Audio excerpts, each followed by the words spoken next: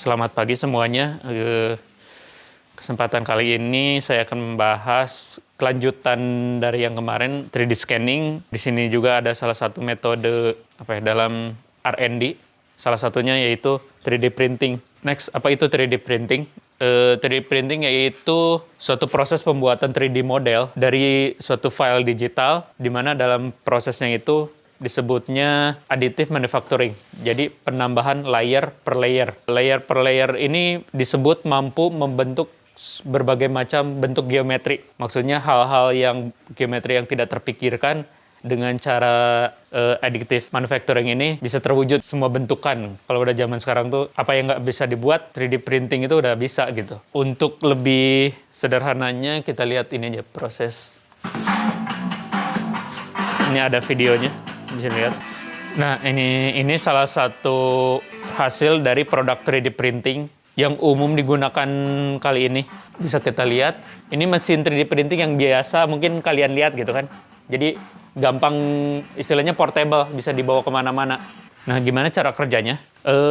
Proses 3D printing ini dimulai dari seorang desainer mengambil file 3D dari software CAD dalam bentuk seperti yang udah dibahas, yaitu STL files, stereolithograph files. Nanti dari file itu ada software lanjutan untuk proses ini untuk membuat cross section. Apa itu cross section? Misalkan produk yang mau kita buat ini mouse. Jadi ini dibikin lapisan per lapis dulu, kayak dicacah setiap sectionnya. Jadi itu nanti yang akan disusun oleh si mesin gitu. Proses slicing itu disebut CAM. Kalau dulu pernah dibahas ada CAD, ada CAM, ada CAE. Itu CAM, Computer Aided Manufacturing. Jadi komputer yang membantu dalam proses manufacturingnya. Nah, ini membantu. Jadi mensimulasikan secara digital bagaimana proses additive material itu gitu. Layer per layer dari bawah sampai akhirnya penuh gitu. Nah, bisa kita lihat kalau kalian 3D printing, ini kan kalau solid nanti hasil akhirnya akan berat ya.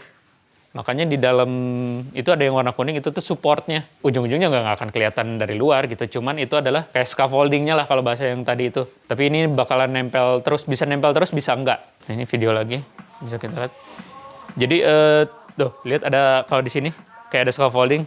Istilahnya struktur penguatnya lah. Jadi gimana kalau miniatur naga ini dibikin part satu-satu, terus diassembly, itu bakalan butuh waktu yang lama gitu. Walaupun ujung-ujungnya sebenarnya ini untuk dicetak juga, dibikin masternya. Jadi untuk kebutuhan sekarang ini tuh dibikin masternya dulu. Pada tahun 2010 ke belakang mungkin, jadi 3D printing ini bukan mesin produksi. Maksudnya produksi itu menghasilkan 100 pieces per hari itu kayaknya nggak mungkin. Tapi untuk teknologi makin kesini dapat memungkinkan gitu. Karena dengan proses 3D printing itu yang impossible membuat satu celah dalam kayak engsel di dalam, ini nggak akan lepas gitu. Kebayang kalau kita harus bikin satu part satu-satu gitu. Metodologi dan teknologinya ini gimana sih? Yaitu yang pertama SLA, Selective Laser SLS, Selective Laser Sintering, sama Fuse Deposition Modeling. Nih, dari awal yang tadi metodologinya, prosesnya, kita buat slicing dulu. Ini di Computer Aided Manufacturing gitu. Setelah kita terima 3D model, ini diproses slicing. Biasanya slicing itu ketinggian dibagi tebal materialnya gitu, tebal layernya. Makin tipis, makin bagus, karena akan menentukan hasil akhir si surface luarnya. Nih, stereolithograph ini intinya adalah menggunakan layer, bahan si pembuatnya itu powder. Bisa silika, metal, ataupun lainnya. Nah, ini tuh pasir, istilahnya bukan pasir, powder. Powder nanti di laser, dia akan istilahnya dikerasin. Jadi si pasir yang terkena laser itu, laser kan dapat input dari si 3D-nya. Nanti bagian yang kena laser ini jadi istilahnya solid gitu, jadi keras. Terus nanti dilapis lagi sama pasir. Ada roller pendorongnya. Nah, ini mungkin agak rumitnya ketika proses loading-unloading ininya ya, barang jadinya, karena memang ada proses finishingnya, yaitu pembongkaran kayak gininya gitu. Makanya kenapa nggak disebut produk massal, ya kebayang harus produk massal untuk satu part, harus gitu-gitu kan agak lama gitu. Makanya ini emang 3D printing, 3D scanning itu intinya untuk bikin master part gitu. Nanti master part ini yang dibikin cetakannya. Jadi ini istilahnya untuk approaching awal dulu, barang yang kita inginkan udah sesuai belum gitu. Stereolithograph SLA ini adalah istilahnya pelopor dari si 3D printing. Jadi pada tahun 1984-an, ini juga sebenarnya bukan nggak jelas ya siapa inventornya itu. Ada bilang Chuck Hull yang tahun 84, tapi ada yang bilang juga orang Jepang gitu. Jadi tapi intinya zaman-zaman itu ilmuwan itu kan sebenarnya ilmu yang kolektif gitu. Dia nggak mungkin mikir sendiri. Jadi wajar kalau inventornya banyak yang si penemu inilah, si penemu ini. Jadi memang saling tumpang tindih gitu. Nah ini yang stereolithograph yang pertama. Dibikin layer per layer sama biasanya kayak gini. Nah bedanya tadi dengan yang powder, yang ini dilapis sama plastik, kayak filamen plastik gitu. Nanti plastik itu yang dilaser. Beda kan kalau tadi powder, yang ini kayak elemen filamen plastik gitu. Laser masuk ke sini. Nanti di sini tuh kayak ada mirror gitu yang ngontrol 3D-nya gitu dari 3D. Ini sama layer per layer. Nah di sini juga sama nih, dibikin si scaffoldingnya, strukturnya, penguatnya. Karena kalau kalian bikin bentukan yang rumit, nggak ada penopangnya, itu pasti runtuh duluan ketika layer per layer gitu. Ini kayak fan atau baling-baling, ketika ada sudut miring, ini kemungkinan akan jatuh kalau dia nggak dibikin strukturnya tuh. Ya, kalau udah beres, dimasukin ke resin untuk dibersihin. Sama intinya semua prosesnya ada proses finishing, yaitu cuma ngebersihin aja sih. Ini lasering yang tadi yang powder. Oke, fuse deposition modeling, ini yang paling sering di Indonesia ada. Jadi yang kayak 3D printing gitu yang ngeluarin si filamen dipanasin, nanti dia ngeluarin di sini. Ini misalkan salah satu contoh mesinnya. Di sini ada 2 filamen. Jadi filamen itu bahan baku pembuat 3D produknya gitu. Tapi di sini kenapa ada 2? Jadi yang satu support, yang tadi yang scaffolding itu, yang satu lagi filamen produknya. Mesin makin kesini makin canggih. Jadi ini bisa ada, misalkan ini cartridge. Cartridge 1, cartridge 2, bisa 3 cartridge, bisa 4 cartridge. Tergantung kebutuhan gitu. Jadi misalkan, jadi zaman 2011 sebenarnya udah ada yang multi material kayak gini. Jadi kalau dengan material ini, jadi ketika nge-layering, untuk bagian ininya lunak, nanti bagian ininya keras. Jadi dalam satu mesin, jadi udah bisa, oh ini lunak. Jadi ya itu tadi untuk master kelihatan, oh ininya ada tekstur, itu bisa dipakai di 3D printing gitu. Ini biar sederhananya kita lihat. Nah ini nanti ditarik nih, filamennya itu bentuknya kayak benang, kayak bukan benang kasar, tipenya golongan lah, digolong gitu, kecil diameter berapa gitu pokoknya. Nah ini nanti ditarik ke nozzle ini nih, extrusion nozzle. Di sini ada pemanasnya.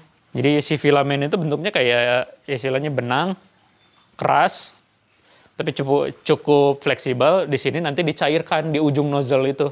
Nah, jadi produk yang warna hitam itu produknya, yang putih itu si supportnya. Materialnya biasanya beda, jadi kayak lebih rapuh gitu. Nah, bisa kita lihat, ini adalah hal yang wajar ketika 3D printing. Di sini istilahnya geradakan lah, karena itu numpuk layer per layer. Nah, ini bagaimana aplikasinya di zaman kita sekarang. Nah, ini ada namanya The Medical Futurist, pemanfaat 3D modeling.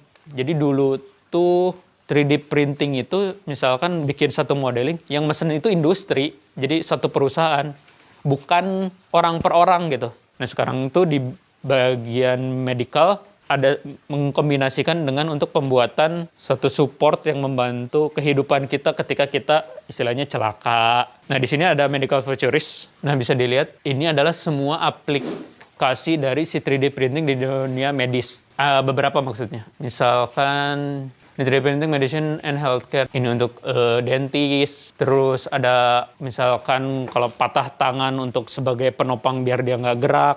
Nah, kayak gini. Jadi bisa lebih cepat daripada harus nge-gipsum kayak gitu. Mungkin faktornya berat.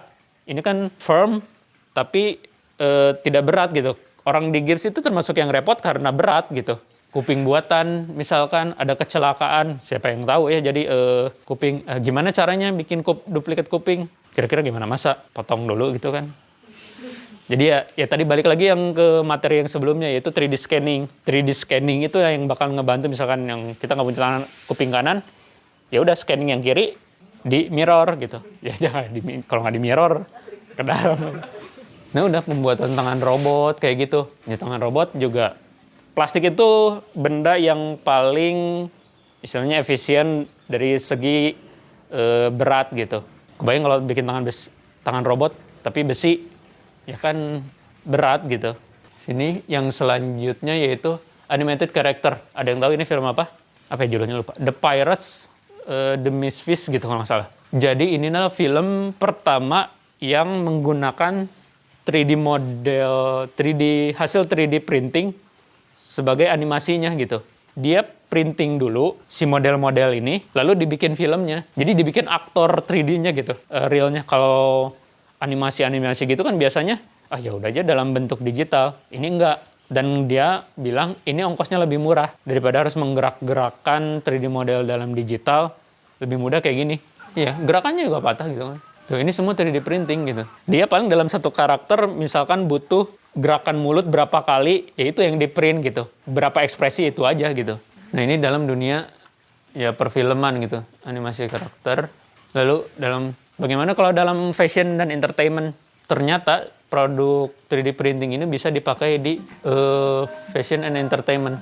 Jadi Julia Corner ini membuat 3D printing untuk fashion dan di film yang digunakan dalam pemeran ibunya Black Panther yang ini. Ini 3D printing gitu.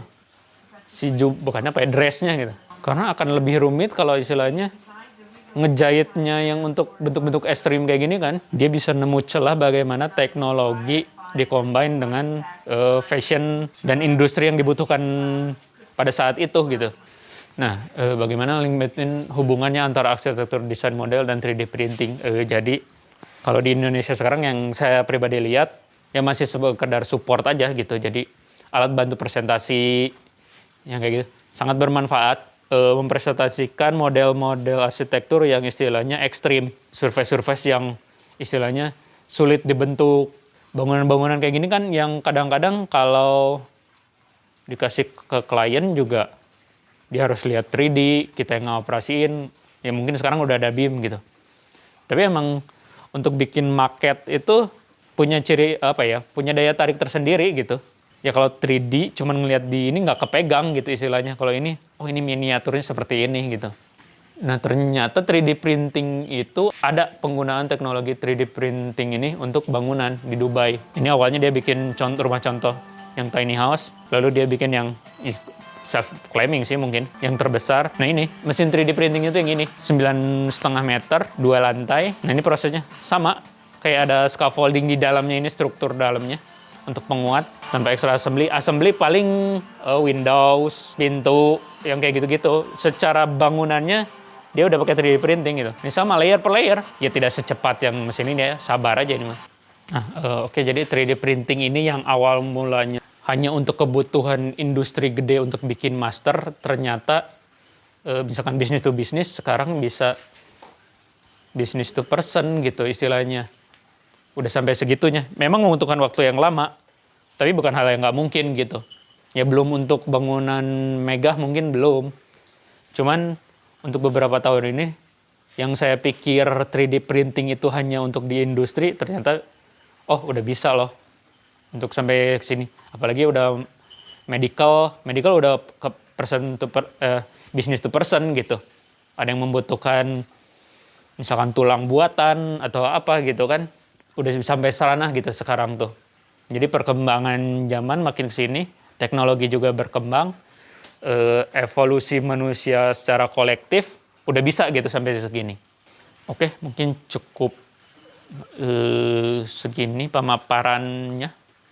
Mungkin ada yang ingin ditanyakan seputar 3D printing. Thank you.